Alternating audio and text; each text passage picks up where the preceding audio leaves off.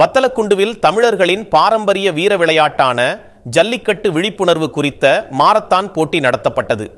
திண்டுக்கல் மாவட்டம் வத்தலக்குண்டுவில் தமிழர்களின் பாரம்பரிய வீர விளையாட்டான ஜல்லிக்கட்டு என்னும் ஏறுதழுவல் விளையாட்டு குறித்த விழிப்புணர்வை ஏற்படுத்தும் வகையில் சிங்காரக்கோட்டை பண்ணைக்காடு வீரம்மாள் பரமசிவம் கல்வி நிறுவனங்கள் மாரத்தான் ஓட்டத்தை நடத்தியது. இந்த மாரத்தான் போட்டிக்கு திண்டுக்கல் பாராளுமன்ற உறுப்பினர் சச்சிதானந்தம் முன்னிலை வகித்தார். காளியம்மன் கோவில் முன்பாக துவங்கிய ஆண்களுக்கான மாரத்தான் போட்டியை சென்னை கோரா ஓவர்சீஸ் சேர்மன் MG ராமச்சந்திரன் மற்றும் நிலக்கோட்டை காவல்துறை துணை கண்காணிப்பாளர் செந்தில்குமார், பண்ணைக்காடு வீரம்மாள் பரமசிவம் கல்வி நிறுவனங்கள் இயக்குனர் பண்ணை செல்வகுமார் கொடியசைத்து துவக்கி வைத்தனர்.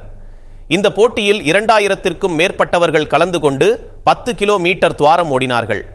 ஐயம்பாளையம் பிரிவில் இருந்து துவங்கிய பெண்கள் கலந்து கொண்ட மாரத்தான் ஓட்டத்தை கெயின் அப் HR உஷா சிவன் மற்றும் மதுரை வழக்கறிஞர்கள் சங்க பொதுச் செயலாளர் வெங்கடேசன் கொடியசைத்து துவக்கி வைத்தனர்.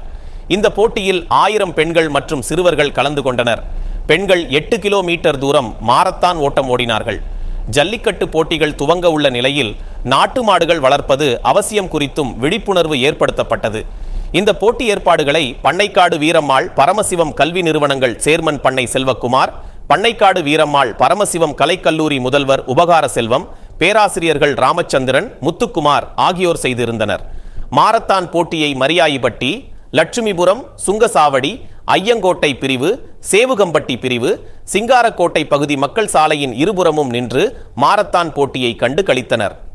போட்டியை சாயஹாடமி முத்துகணேசன் ஒருங்கிணைப்பு செய்திருந்தார். தமிழகத்திலேயே முதன்முதலாக வத்தலக்குண்டு பகுதியில் தமிழர்களின் பாரம்பரிய விளையாட்டான ஜல்லிக்கட்டு குறித்த விழிப்புணர்வு மாரத்தான் போட்டி நடைபெற்றது குறிப்பிடத்தக்கது.